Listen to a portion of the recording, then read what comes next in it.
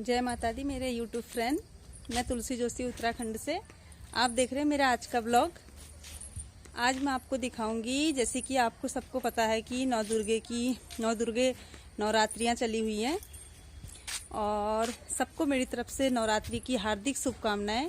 और मैं माता रानी से कहूँगी कि जिसकी जो जो मन्नत है सब पूरी हो जाएं इस नवरात्रि में। आज मैं आपको बताऊंगी कि नवरात्रि के व्रतों में आप सबने दुर्गा सप्तशती का पाठ करना चाहिए।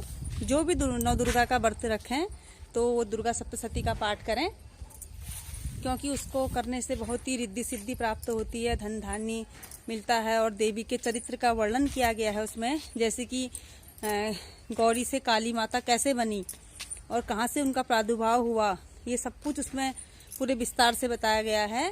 और गौरी माता को वो सब चीज़, नौ दुर्गे मैया को अपना किया चरित्र सुनने में बड़ा अच्छा लगता है। इसलिए आप लोग उस अध्याय को पढ़ें और सबको सुनाएं, आपको भी बड़ा अच्छा लगेगा। दुर्गा सप्तशती पढ़ें, उसमें तीन स्तोत्र होते हैं। उन स्तोत्रों को पहले पढ़ना बहुत जरूरी होता है, उसके बाद आप देवी के अध्याय को पढ़ें। और मैं आपको क्या बताऊं, उसमें बहुत ही अच्छा, मतलब उसको पढ़ के बहुत अच्छा महसूस होता है। आज मैं आपको पढ़ के सुनाऊंगी उसका पहला स्तोत्र। उसमें 3 स्तोत्र होते हैं, वो स्तोत्रों को पहले पढ़ना पड़ता है, उसके बाद फिर बाद में अध्याय शुरू करने पड़ते हैं, जिसमें देवी के चरित्र के बारे में है। जैसे कि उन्होंने शुंभ निशुंभ को कैसे मारा, मधु कैटभ को कैसे मारा और कितना परिश्रम किया उस माता रानी ने, वो सारा विस्तार पूर्वक दुर्गा सप्तशती में दिया गया है, जिसको कि आप पढ़ें। आज मैं आपको पहला कवच सुनाऊंगी दुर्गा सप्तशती का, आप लोग देखें। और आप सबको बहुत बहुत बधाइयाँ नवरात्रि की, और बहुत बहुत धन्यवाद। आप लोग मुझे बहुत सपोर्ट करते हैं। जय माता दी। अब देखें, मेरा पहला कवच प्रारंभ कर रही हूँ, आप लोग सुने।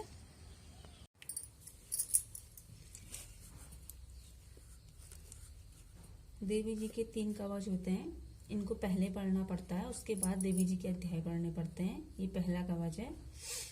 देवी कवच प्रारंभ। ओम नमः चंडिकाय। चंडिका देवी को मेरा नमस्कार हो।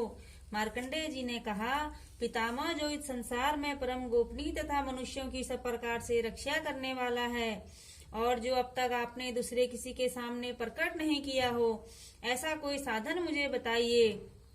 ब्रह्मा जी बोले, हे ब्राह्मण, ऐसा साधन तो एक देवी जी का कवच ही है, जो गोपनीय से भी परम गोपनीय, पवित्र तथा संपूर्ण प्राणियों का उपकार करने वाला है। महामुने, उसे सुनो, उसे श्रवण करो।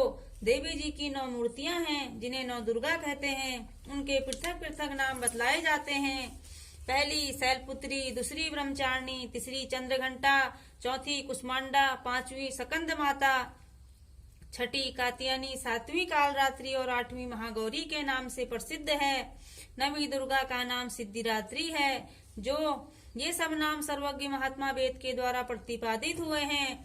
जो मनुष्य अग्नि में जल रहा हो, रणभूमि में शत्रुओं से घिर गया हो, विषम संकट में फंस गया हो, तथा इस प्रकार भय से आतुर होकर जो भगवती दुर्गा की शरण में प्राप्त हुए हो, उनका कभी कोई अमंगल नहीं होता। युद्ध के समय संकट में पड़ने पर भी उनके ऊपर कोई विपत्ति नहीं दिखाई देती।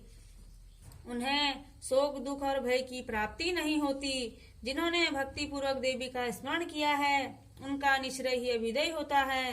देवश्री, जो तुम्हारा चिंतन करते हैं, उनकी तुम निसंदेह रक्षा करती हो। चामुंडा देवी प्रेत पर आरूढ़ होती है, 12 ही भैंसे पर सवारी करती है। ऐन्द्री का वाहन ऐरावत हाथी है। वैष्णो देवी गरुड़ पर ही आसन जमाती है। महेश्वरी वृष पर आरूढ़ होती है।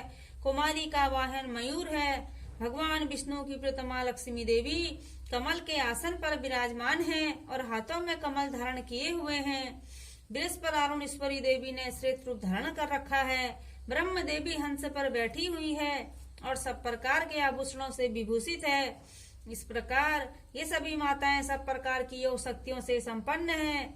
इनके सिवा और भी बहुत सी देवियां हैं, जो अनेक प्रकार के आभूषणों की शोभा से युक्त तथा नाना प्रकार के रत्नों से सुशोभित हैं। ये संपूर्ण देवियां क्रोध में भरी हुई हैं और भक्तों की रक्षा के लिए रथ पर बैठी दिखाई देती हैं। ये शंख चक्र गदा शक्ति हल और मुसल खेटक और तोमर परशु तथा पास कुंत और त्रिशूल एवं उत्तम सार्ग धनुष आदि अस्त्र शस्त्र अपने हाथों में धारण करती है। दैत्यों के शरीर का नाश करना, भक्तों को अभयदान देना, देवताओं का कल्याण करना, यही उनके शस्त्र धारण का उद्देश्य है। कवच आरंभ करने के पहले इस प्रकार की प्रार्थना करनी चाहिए। महान रौद्र रूप अत्यंत घोर पराक्रम, महान बल और महान उत्साह वाली देवी, तुम महान भय का नाश करने वाली हो, तुम्हें नमस्कार हो। तुम्हारी ओर देखना भी कठिन है। शत्रुओं का भय बढ़ाने वाली जगदम्बिके मेरी रक्षा करो। पूर्व दिशा में इंद्री मेरी रक्षा करे। अग्नि कोण में अग्नि शक्ति, दक्षिण दिशा में वाराही, नेत्र कोण में खंगधारणी मेरी रक्षा करें। पश्चिम दिशा में वारुणी, वायु पर कोण में वृक पर सवारी करने वाली देवी मेरी रक्षा करें। उत्तर दिशा में कुमारी और ईशान शूलधारणी देवी रक्षा करें। ब्रह्माणी तुम ऊपर की ओर से मेरी रक्षा करो। वैष्णो देवी नीचे की ओर से मेरी रक्षा करें। इसी प्रकार सौ को अपना वाहन बनाने वाली चामुंडा देवी दसों दिशाओं में मेरी रक्षा करें। जया आगे से विजया पीछे की ओर से भी मेरी रक्षा करें। वाम भाग में अजिता, दक्षिण भाग में प्रायिता रक्षा करें। उद्योगिनी शिखा की रक्षा करें। उमा मेरे मस्तक पर विराजमान होकर रक्षा करें। ललाट में मालाधारी रक्षा करें। यशस्विनी देवी मेरे भवों का संरक्षण करें। भवों के मध्य भाग में त्रिनेत्रा, नाखूनों की अमघंटा देवी रक्षा करें। दोनों नेत्रों के मध्य भाग में संगनी और कानों में द्वारवासिनी रक्षा करें। कालिका देवी कपोलों की तथा भगवती सांकरी कानों के मूल भाग की रक्षा करें। नासिका में सुगंधा और ऊपर के होंठ में चर्चिका देवी रक्षा करें। नीचे के होंठ में अमृत कला, जिघाओं में सरस्वती देवी रक्षा करें। कुमारी दांतों की, चंडिका कंठ प्रदेश की रक्षा करें। चित्रघंटा गले की, घाटी की और महामाया तालु में रहकर रक्षा करें। कामाक्षी ठोटी की और सर्वमंगला मेरी वाणी की रक्षा करें। भद्रकाली ग्रीवा में और धनुधरी पृष्ठवश में रहकर रक्षा करें। कंठ के बाहरी भाग में नल गिरवा और कंठ की नली में नलकुएरी रक्षा करें। दोनों कंधों में खंगनी और मेरे दोनों भुजाओं की वृद्धारणी रक्षा करें। दोनों हाथों में दंडनी और अंगुलियों में अंबिका रक्षा करें। सुलेश्वरी नखों की रक्षा करें। कुलेश्वरी कुक्षी में रहकर रक्षा करें। महादेवी दोनों स्तनों की और शोक विनाशनी देवी मन की रक्षा करें। ललिता देवी हृदय में शूलधारणी उदर में रहकर रक्षा करें। नाभिका में कामिनी और गुदभाग की गुदेश्वरी रक्षा करें। पूतना और कामिका लिंग की और महिषवादिनी गुदा की रक्षा करें। भगवती कटी भाग में और विंध्यवासिनी घुटनों की रक्षा करें। संपूर्ण कामनाओं को देने वाली महाबला देवी दोनों पिंडलियों की रक्षा करें। नारसी दोनों घुटनों की और तेजसी देवी दोनों चरणों के पृष्ठभाग की रक्षा करें। श्री देवी पैरों की अंगुलियों में और तलवासनी पैरों के तलवों में रहकर रक्षा करें। श्री देवी पैरों की अंगुलियों की और तलवासनी पैरों के तलवों में रहकर रक्षा करें। अपनी दाढ़ों के कारण भयंकर दिखाई देने वाली दंड कराली देवी नखों की और उर्ध केशनी देवी केशों की रक्षा करें। रोमोलियों के हृदयों में कुबेरी और त्वचा की बागेश्वरी देवी रक्षा करें। पार्वती देवी रक्तमजाव सामांस हड्डी और मेद की रक्षा करें। आत्माओं की कालरात्रि और पित्त की मुक्तेश्वरी रक्षा करें। मूलाधार आदि कमल कोशों में पधावती देवी और कफ में चूर्णामणि देवी स्थित होकर रक्षा करें। नख के तेज की ज्वालामुखी रक्षा करें। जिसका किसी भी अस्त्र भेद नहीं हो सकता, वो अमेज्ञा देवी शरीर की समस्त संधियों में रहकर रक्षा करें। हे ब्रह्माणी, आप मेरे वीर की रक्षा करें। छतेश्वरी छाया की तथा धनधारणी देवी मेरे मन, अहंकार, मन और बुद्धि की रक्षा करें। हाथों में व्रत धारण करने वाली ब्रजंता देवी मेरे प्राण, अपान, व्यानुदान और समान आयु की रक्षा करें। कल्याण से शोभित होने वाली भगवती कल्याण शोभना मेरे प्राण की रक्षा करें।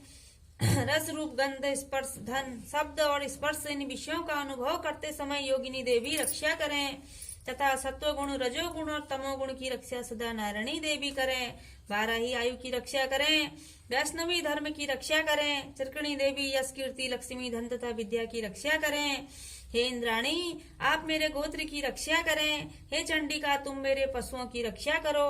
महालक्ष्मी पुत्रों की रक्षा करें तथा भैरवी पत्नी की रक्षा करें। मेरे पद की सुविधा तथा मार्ग की समेश्वरी रक्षा करें। राजा के दरबार में महालक्ष्मी रक्षा करें तथा सब और व्याप्त रहने वाली विजया देवी संपूर्ण भय से मेरी रक्षा करें। हे देवी, जो स्थान कवच में नहीं गया है अथवा रक्षा से रहित है, वह सब तुम्हारे द्वारा सुरक्षित है, क्योंकि तुम विजयशालिनी और पापनाशनी हो। यदि अपने शरीर का भला चाहो तो मनुष्य बिना कवच कहीं एक पग भी न जावे, कवच का पाठ करके ही यात्रा करे। कवच के द्वारा सब ओर से सुरक्षित मनुष्य जहाँ जहाँ भी जाता है वहाँ वहाँ उसे धन लाभ होता है तथा वह संपूर्ण कामनाओं की सिद्धि करने वाली विजय को प्राप्त होता है। वह जिस जिस अभिष्ट वस्तुओं का चिंतन करता है उसको निश्चय ही प्राप्त कर लेता है। वह पुरुष इस पृथ्वी पर तुलना रहित ऐश्वर्य का भागी होता है। कवच से सुरक्षित मनुष्य निर्भय हो जाता है, युद्ध में उसकी पराजय नहीं होती तथा वह तीनों लोकों में पूजी होता है। देवी का यह कवच देवताओं के लिए भी दुर्लभ है। जो प्रतिदिन नियम पूर्वक तीनों संध्याओं के समय श्रद्धा के साथ इसका पाठ करता है उसे देवी कला प्राप्त होती है तथा वह तीनों लोकों में कहीं भी पराजित नहीं होता। इतना ही नहीं, वह पृथ्वी के बस में रहित से 100 से भी अधिक वर्षों तक जीवित रहता है। मकरी, चेचक और कौन आदि उसकी संपूर्ण व्याधियां नष्ट हो जाती हैं। कनेर, भांग और अफीम, धतूरे आदि का स्थावर विष, सांप और बिच्छू आदि के कटने से चढ़ा हुआ जहर, विष तथा हिपेम और तेल संयोग आदि से बनने वाला कृत्रिम विष, ये सभी प्रकार के विष दूर हो जाते हैं, उनका कोई असर नहीं होता। इस पृथ्वी पर मारण, मोहन आदि जितने अभिचारक प्रयोग होते हैं तथा इस प्रकार के जितने मंत्र यंत्र होते हैं वे सब इस कवच को हृदय में धारण कर लेने पर उस मनुष्य को देखते ही नष्ट हो जाते हैं। ये ही नहीं, पृथ्वी पर विचरने वाले ग्राम देवता, आकाशचारी देव विशेष, जल के संबंध से प्रकट होने वाले गण, उपदेश मात्र से सिद्ध होने वाले निम्न कोटि के देवता, अपने जन्म के साथ प्रकट होने वाले देवता, कुल देवता, माला, डाकनी, शाकिनी, अंतरिक्ष में विचरने वाली अत्यंत बलवती भयानक डाकनिया, भूत, ग्रह पिशाच, यश, गंधर्व, राक्षस, ब्रह्म राक्षस, बेताल, कुष्मांड और भैरव आदि अनिष्टकारक देवता भी हृदय में कवच धारण किए रहने पर उस मनुष्य को देखते ही भाग जाते हैं। कवचधारी पुरुष को राजा से सम्मान वृद्धि प्राप्त होती है। ये कवच मनुष्य के तेज की वृद्धि करने वाला और उत्तम है।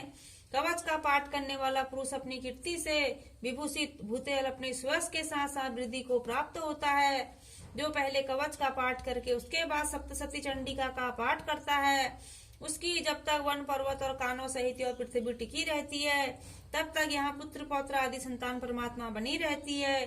फिर देह का अंत होने पर वह पुरुष भगवती महामाया के प्रसाद से उस नित्य परम पद को प्राप्त होता है जो देवताओं के लिए भी दुर्लभ है।